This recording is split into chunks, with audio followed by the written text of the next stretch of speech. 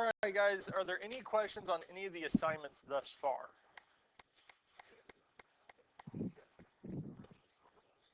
So what we're going over today is tangent. We're going over tangent today. Now, what we went over last Thursday and Friday was sine and cosine. Now, sine of a given angle is equal to the opposite side length over the hypotenuse. And cosine is the adjacent side length over the hypotenuse. And now tangent, the one we're looking at today, tangent of a given angle is equal to the opposite side length over the adjacent. So tangent of an angle is equal to the opposite side length over the adjacent. So it's opposite over adjacent for any triangle based off the given angle. And tangent is going to be one of the few of these here, sine, cosine, and tangent, that can actually have a value for a given angle greater than 1.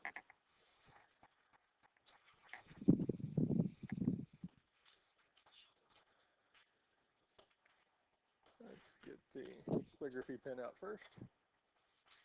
So what we want to find first is tangent of S, and then we're going to round it to 3 decimal places, or 4 decimal places. So again, tangent is opposite over adjacent.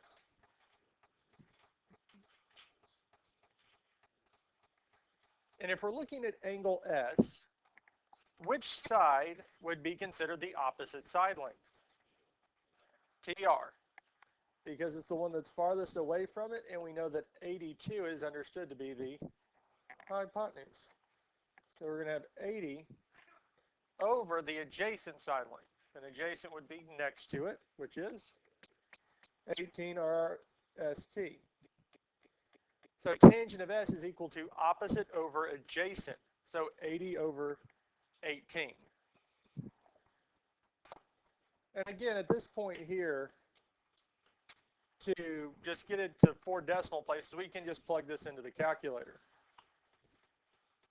So we can put 80 over 18, which will tell us that it's similar as 40 over 9. But since we want the decimal, we can convert it over to its decimal point, which is 4.444 repeating. So here we have 4.4444. And well, since the next one's a 4, we would round which direction? Down.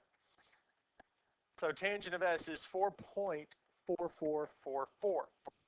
And tangent is one of the only ones out of the 3, sine, cosine, and tangent, that can have a value greater than 1. Now we also need to find tangent of R.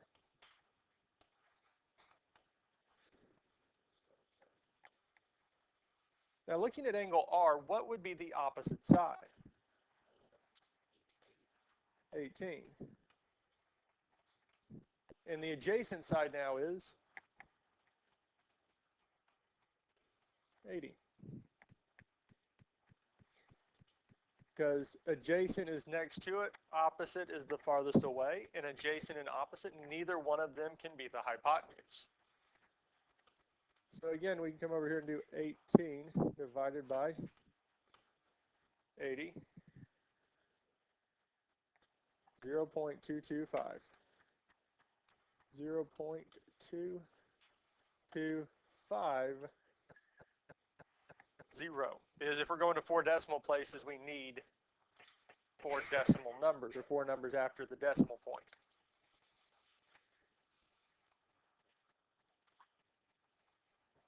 Questions on this here?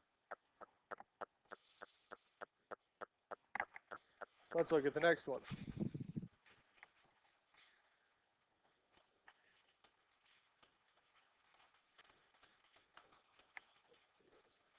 Of A. Yeah, this is ugly. All right. So this one here, we're wanting to find tangent of A and tangent of B.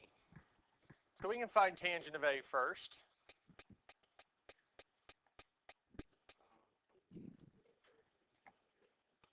(15/36). Because the opposite side from A is going to be the 15. And the adjacent side is our 36. And 39 is the hypotenuse. And no matter which angle we're looking at, the 39 will always be the hypotenuse, because it's opposite the right angle and it is the biggest side. Well, now we just need to plug it into the calculator. Say 15 divided by, what was it, 36. And we get 0.416 repeating.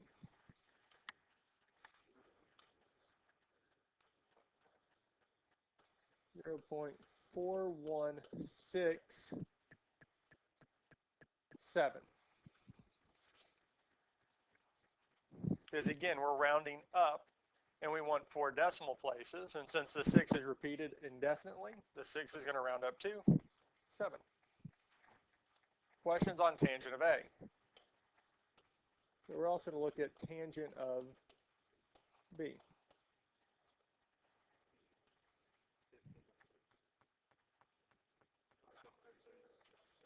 (36/15). Because 36 would be the opposite side for that angle, and 15 is the adjacent.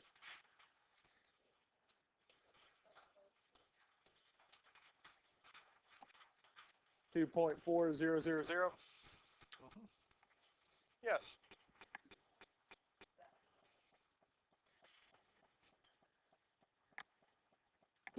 Any questions on this here?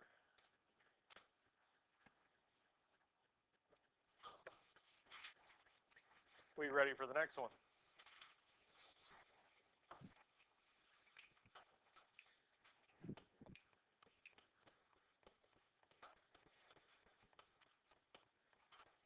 We can find tangent of K first. So tangent of K is going to be opposite over the adjacent.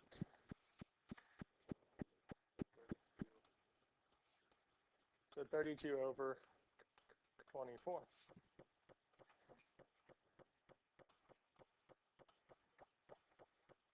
(1.3 repeated. And we need actually more 3. Now what would tangent of J be? So the opposite side for J is 24. Because the 40 is the hypotenuse. And 24/32 is going to be 0.75, and then we would put 2 zeros. And that's it. That's all we'd have to do for these here.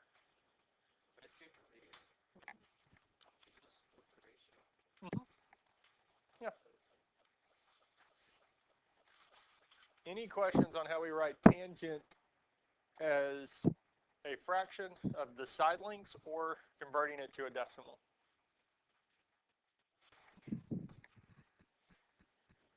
Do we feel comfortable with these here? Okay. Now, just like with sine and cosine, we can use these to solve for the missing angles. Not missing angles, but missing sides. So here, they gave us one angle already. They gave us 32. Now, we know we're going to have to use tangent. Why do we know that we have to use tangent for the setup here?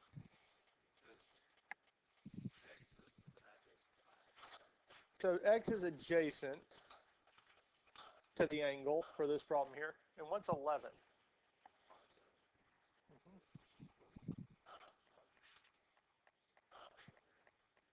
So tangent of 32 degrees is equal to what over what?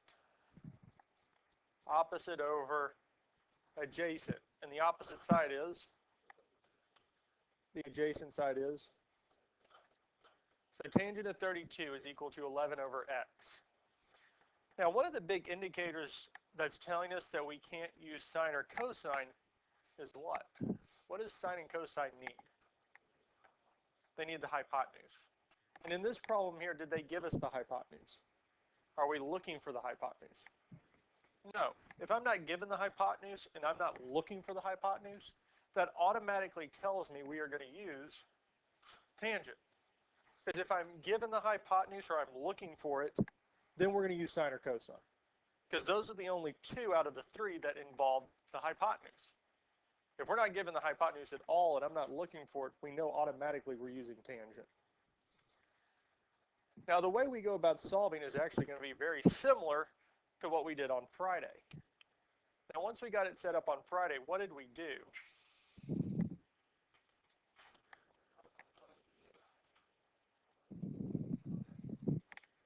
We multiplied both sides by the bottom of the fraction, which here is x.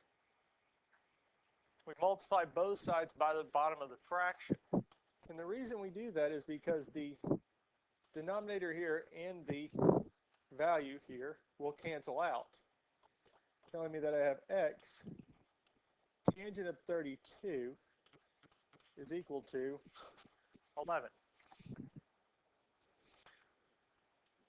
Now, yes. Now, the main question we can ask ourselves here, is x by itself? Is the variable by itself? Well, no. So to get it by itself, well, we have to divide both sides by tangent of 32. And just like with sine and cosine, tangent of 32 is just a number. It's just a value. It has a specific value attached to it. So we have 11 over tangent of 32 degrees. And at this point here, we can plug it into the calculator. So we can say 11 over tangent of 32 degrees. And we can hit enter. 60367982. So rounding to the nearest tenth would be 17.6. So that tells us that x is 17.6. Well,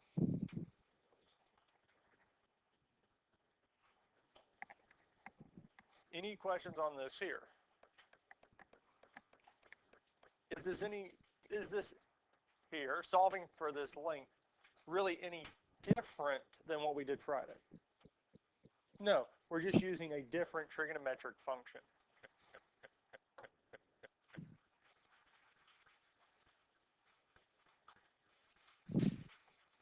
Now let's look at this one here.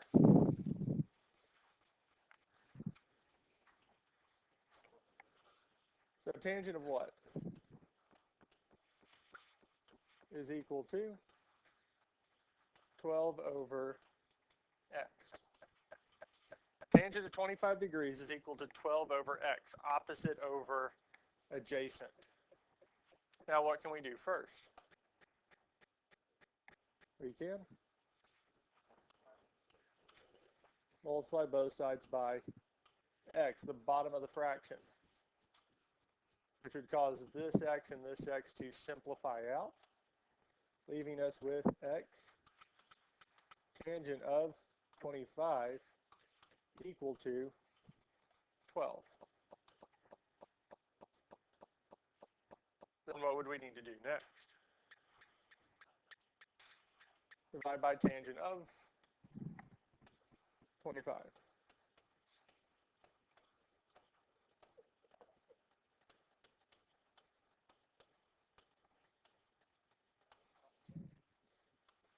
These two here would cancel, telling us that x is equal to 12 divided by tangent of 25 degrees.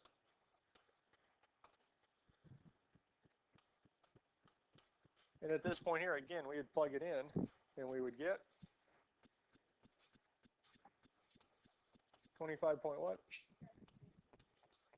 40. So if we're rounding to the nearest tenth, it would just be 25.7. And that's it.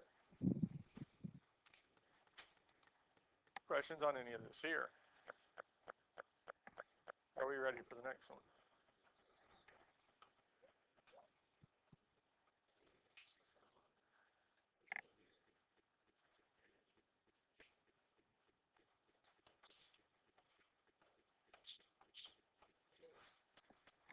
So again, we're going to be using tangent, mainly because, one, this whole lesson's over tangent, but also is we're not given the hypotenuse and we're not looking for it. So we're going to take tangent of what? Is equal to 2 over x. Opposite side length over the adjacent. And then the next thing we can do is what? Multiply both sides by x, which will tell us that this x and this x will cancel out, leaving us with x tangent of 61 degrees is equal to 22. Now again, at this point, is x by itself? Well, no. And to get it by itself, we would need to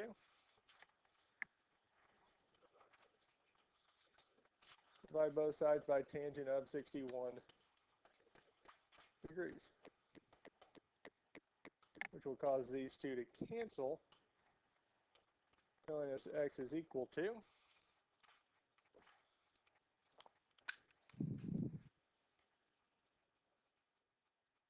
12 point what? 1947, which would round to 12.2. Since the second decimal number is greater than 5, we would round up.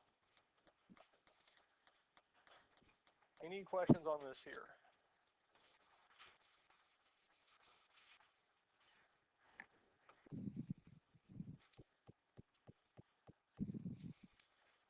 All right.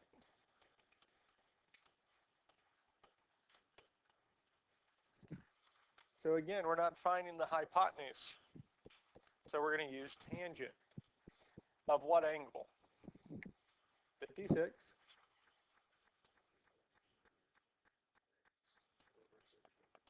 X over 13.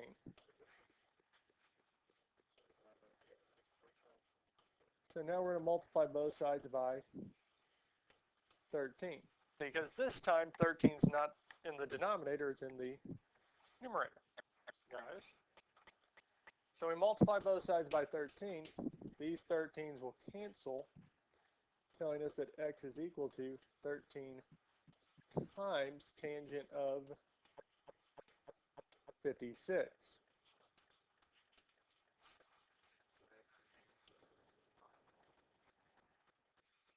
Is x by itself? Yeah, so for this one here, we don't actually have to divide, since when we multiply both sides by 13, we actually already got x by itself. Now we just need to plug in times tangent of 56, which gives us 19.3.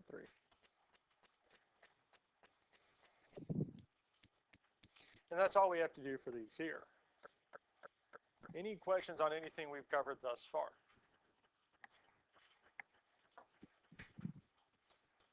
All right. If you're measuring the height of a spruce tree, you stand 45 feet from the base of the tree. You measure the angle of elevation from the ground to the top of the tree to be 59 degrees. Find the height of the tree to the nearest foot. So we say of 59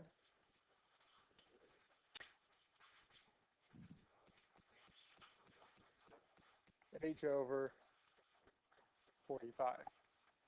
Because tangent of 59 degrees is equal to opposite over adjacent. The opposite side length is h, and the adjacent side is 45. Then we would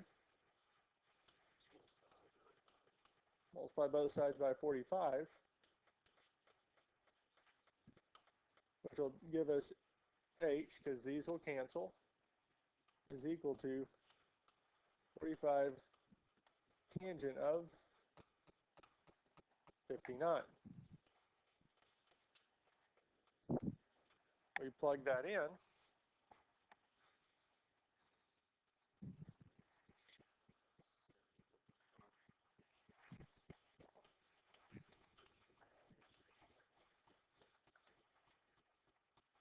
It'll be 74.5 feet. We all agree with that? Any other questions on this here?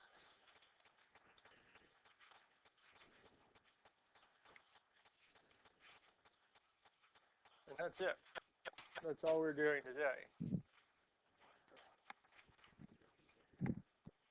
Now, your homework assignment is on page 411, problems 3 through 441, sorry, 441, problems 3 through 11. 441, 3 through 11. Yeah.